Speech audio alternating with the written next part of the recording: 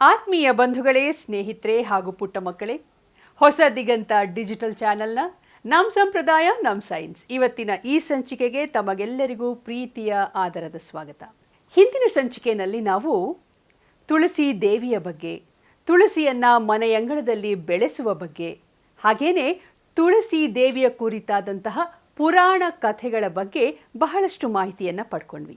ಇವತ್ತಿನ ಈ ಸಂಚಿಕೆಯಲ್ಲಿ ನಾವು ಅದೇ ತುಳಸಿಯ ಮಾಹಿತಿಯನ್ನು ಮುಂದುವರಿಸ್ತಾ ಆ ತುಳಸಿ ಗಿಡದ ಮಹತ್ವ, ತುಳಸಿಯ ಪ್ರಭಾವ, ಹಾಗೆ ತುಳಸಿ ಗಿಡದ ಔಷಧೀಯ ಗುಣಗಳ ಬಗ್ಗೆ ಒಂದಿಷ್ಟು ವಿಚಾರವನ್ನು ಹಂಚಿಕೊಳ್ಳೋಣ.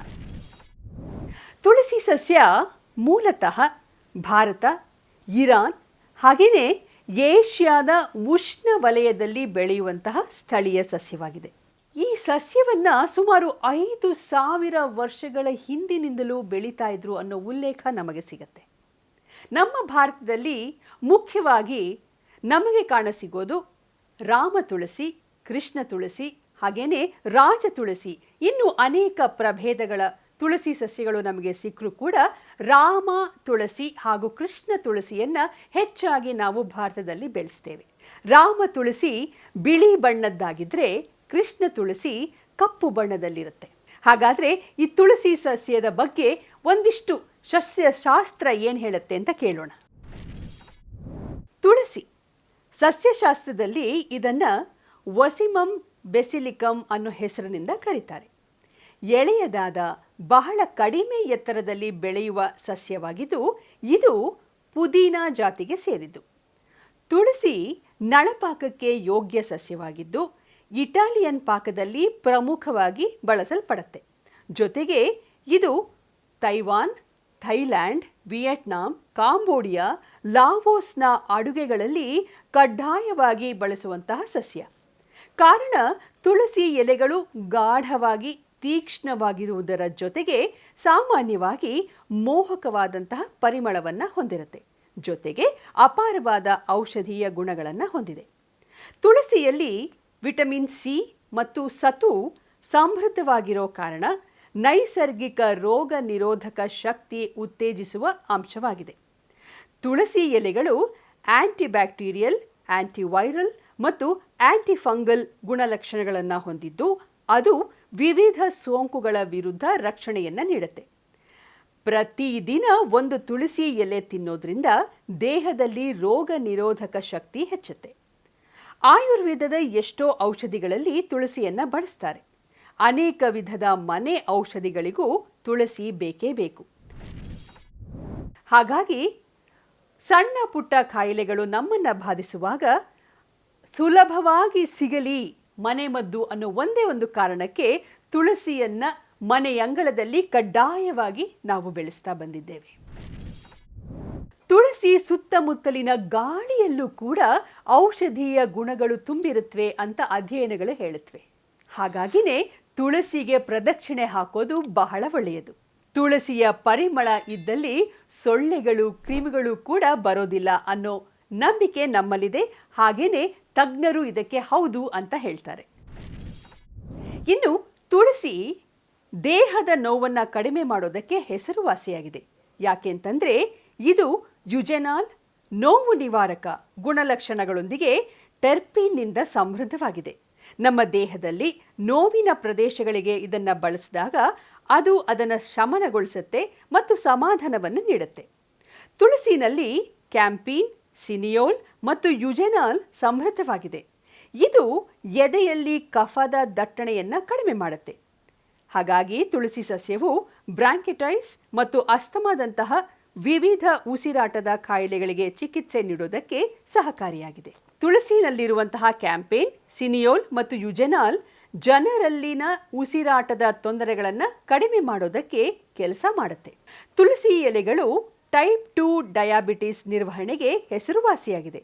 ಯಾಕೆಂತಂದರೆ ಇದು ಮೇದೋಜೀರಕ ಗ್ರಂಥಿಯ ಬೀಟಾ ಸೆಲ್ ಕಾರ್ಯವನ್ನು ಸುಧಾರಿಸೋದಕ್ಕೆ ಮತ್ತು ಇನ್ಸುಲಿನ್ ಸ್ರವಿಸುವಿಕೆಯನ್ನು ಸುಧಾರಿಸೋದಕ್ಕೆ ಸಹಾಯ ಮಾಡುತ್ತೆ. ಇದು ಜನರಲ್ಲಿ ಮಧುಮೇಹಕ್ಕೆ ಸಂಬಂಧಿಸಿರುವಂತಹ ಕಾಯಿಲೆಗಳನ್ನು ನಿರ್ವಹಿಸೋದಕ್ಕೆ ಸಹಾಯ ಮಾಡುತ್ತೆ.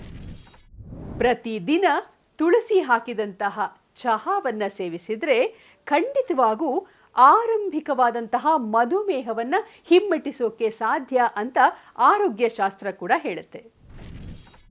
ತುಳಸಿಯ ವೃಂದಾವನದಲ್ಲಿ ಬಿದ್ದಿರುವಂತಹ ತುಳಸಿಯ ಒಣಗಿದ ಎಲೆಗಳನ್ನು ಅದೇ ಮೃತ್ತಿಕೆ ಅಂದರೆ ಆ ಮಣ್ಣಿನ ಜೊತೆ ಸೇರಿಸಿ ಅದನ್ನು ಪುಡಿ ಮಾಡಿ ಲೇಹ್ಯದ ರೂಪದಲ್ಲಿ ಮೈಗೆ ಹಚ್ಕೊಳ್ಳೋದ್ರಿಂದ ಕುಷ್ಠಾದಿ ರೋಗಗಳು ದೂರವಾಗುತ್ತೆ ಅನ್ನೋ ಒಂದು ತಜ್ಞರ ಅಭಿಪ್ರಾಯ ಕೂಡ ನಮಗೆ ಸಿಗತ್ತೆ. ಬಾಯಿ ದುರ್ವಾಸನೆಯಿಂದ ಕೂಡಿದರೆ ಒಂದೇ ಒಂದು ತುಳಸಿ ಎಲೆಯನ್ನು ಅಗೆದು ನೋಡಿ, ಖಂಡಿತವಾಗೂ ಬಾಯಿ ದುರ್ವಾಸನೆ ದೂರವಾಗುತ್ತೆ. ಯಾಕೆ ಅಂತಂದರೆ ತುಳಸಿ ಎಲೆಯಲ್ಲಿ ಆಂಟಿಮೈಕ್ರೋಬಿಯಲ್ ಗುಣ ಇರುತ್ತೆ. ಇದು ಬ್ಯಾಕ್ಟೀರಿಯಾ ವಿರುದ್ಧ ಹೋರಾಡಿ ಬಾಯಿಯ ಕೆಟ್ಟ ವಾಸನೆಯನ್ನು ದೂರ ಮಾಡುತ್ತೆ.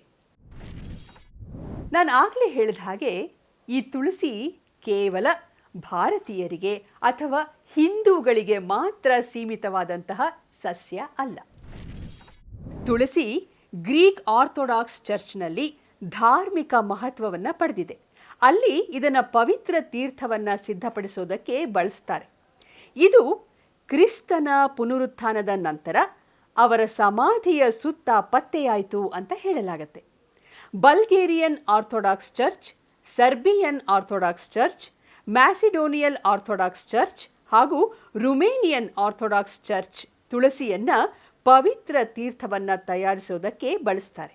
ಅಲ್ಲದೆ ತುಳಸಿಯ ಕುಂಡಗಳನ್ನು ಸಾಮಾನ್ಯವಾಗಿ ಚರ್ಚಿನ ನಿವೇದನಾ ಪೀಠದ ಕೆಳಗೆ ಇರಿಸಲಾಗುತ್ತೆ. ಇನ್ನು ಯುರೋಪಿನಲ್ಲಿ ತುಳಸಿಯನ್ನ ಸತ್ತವರ ಕೈಯಲ್ಲಿ ಇರಿಸಿದರೆ ಮುಂದಿನ ಲೋಕಕ್ಕೆ ಅವರ ಸುರಕ್ಷಿತ ಪ್ರಯಾಣವನ್ನು ಖಾತ್ರಿಪಡಿಸ್ತಾರೆ ಅನ್ನಲಾಗತ್ತೆ. ಈ ಪದ್ಧತಿಯನ್ನು ನೀವು ಭಾರತೀಯರಲ್ಲೂ ಕೂಡ ನೋಡಿರ್ತೀರಿ. ನಮ್ಮ ಆಚಾರ ಸಂಪ್ರದಾಯದ ಪ್ರಕಾರ ಮರಣ ಹೊಂದಿದವರ ಬಾಯಿಯಲ್ಲಿ ತುಳಸಿ ದಳವನ್ನು ಇರಿಸಲಾಗತ್ತೆ. ಇದರ ಅರ್ಥ ಆ ಮರಣ ಹೊಂದಿದವರ ಆತ್ಮ ನೇರವಾಗಿ ಮೋಕ್ಷದ ದಾರಿಯಲ್ಲಿ ಸಾಗಿ ಹರಿಪಾದವನ್ನು ಸೇರಲಿ ಅನ್ನೋ ಉದ್ದೇಶದಿಂದ ಕೂಡಿರುತ್ತೆ. ನೋಡಿ, ಯಾವುದೇ ದೇಶವಾಗಲಿ, ಭಾರತ ಅಥವಾ ಯುರೋಪ್, ಇಲ್ಲಿ ಕೂಡ ನಾವು ತುಳಸಿಯನ್ನು ಮರಣ ಹೊಂದಿದವರ ಬಾಯಲ್ಲಿ ಇಡ್ತೇವೆ ಅಂತಂದರೆ ತುಳಸಿ ಎಲ್ಲ ದೇಶಕ್ಕೆ ಸಲ್ಲುವಂತಹ ಸಸ್ಯ ಅನ್ನೋದು ಇಲ್ಲಿ ಖಾತ್ರಿಯಾಗತ್ತೆ. ಅಂದಹಾಗೆ ತುಳಸಿ ಗಿಡ ಕುರಿತಾದಂತಹ ವಿಚಾರಗಳು ಇಲ್ಲಿಗೆ ಮುಕ್ತಾಯವಾಯಿತು ಅಂತ ಖಂಡಿತ ಅಂದ್ಕೋಬೇಡಿ. ತುಳಸಿ ಕುರಿತಾಗಿ ಬಹಳಷ್ಟು ಮಾಹಿತಿಗಳನ್ನು ನಾವು ನಿಮಗೋಸ್ಕರ ತರ್ತೀವಿ. ತುಳಸಿ ಕುರಿತಾದಂತಹ ಸಂಪ್ರದಾಯಗಳು, ಅದನ್ನು ಬೆಳೆಸುವ ವಿಧಾನ, ಯಾವ ರೀತಿ ಬೆಳೆಸಬೇಕು, ಯಾವ ರೀತಿ ತುಳಸಿಯನ್ನು ನೋಡ್ಕೋಬೇಕು, ಆ ಸಸ್ಯದ ಮುಂದೆ ಹಚ್ಚಿಡುವಂತಹ ದೀಪದ ಕುರಿತಾಗಿ ಇವೆಲ್ಲದರ ಮಾಹಿತಿಯನ್ನು ನಾವು ನಿಮಗೋಸ್ಕರ ತರ್ತಾ ಇದ್ದೇವೆ. ಅಲ್ಲಿವರೆಗೂ ಕಾಯ್ತಿರಲ್ವಾ? ಇವತ್ತು ಈ ಸಂಚಿಕೆಯಲ್ಲಿ ಮೂಡಿ ಬಂದಂತಹ ತುಳಸಿ ಗಿಡದ ಪ್ರಭಾವ, ಮಹತ್ವ ಹಾಗೂ ಆ ಗಿಡದ ಔಷಧೀಯ ಗುಣಗಳು ಜೊತೆಗೆ ಈ ತುಳಸಿ ಹೇಗೆ ವಿಶ್ವದಾದ್ಯಂತ ಪ್ರಸಿದ್ಧಿಯನ್ನು ಹೊಂದಿದೆ ಅನ್ನೋದರ ಬಗ್ಗೆ ನಾವು ಮಾಹಿತಿಯನ್ನು ತಿಳಿಸಿದ್ವಿ. ಇದು ಹೇಗನ್ನಿಸ್ತು, ಅದರ ಬಗ್ಗೆ ನಿಮ್ಮ ಅನಿಸಿಕೆಯನ್ನು ನಮ್ಮ ಕಮೆಂಟ್ ಬಾಕ್ಸಲ್ಲಿ ಹಂಚ್ಕೊಳ್ಳೋದನ್ನು ಮರಿಬೇಡಿ. ಹಾಗೆಯೇ ಇದಕ್ಕೆ ಲೈಕ್ ಹಾಗೂ ಶೇರ್ ಕೂಡ ನೀವು ಕೊಡಲೇಬೇಕು. ಜೊತೆಗೆ ನಮ್ಮ ಚಾನೆಲ್ಗೆ ಸಬ್ಸ್ಕ್ರೈಬ್ ಆಗೋದನ್ನು ಮರಿಬೇಡಿ. ಹಾಗಾದರೆ ಮತ್ತೆ ಮುಂದಿನ ಸಂಚಿಕೆಯಲ್ಲಿ ಭೇಟಿಯಾಗೋಣ. ಅಲ್ಲಿಯವರೆಗೂ ಸರ್ವೇ ಜನ ಸುಖಿನೋ ಭವಂತು. ಶುಭ ದಿನ.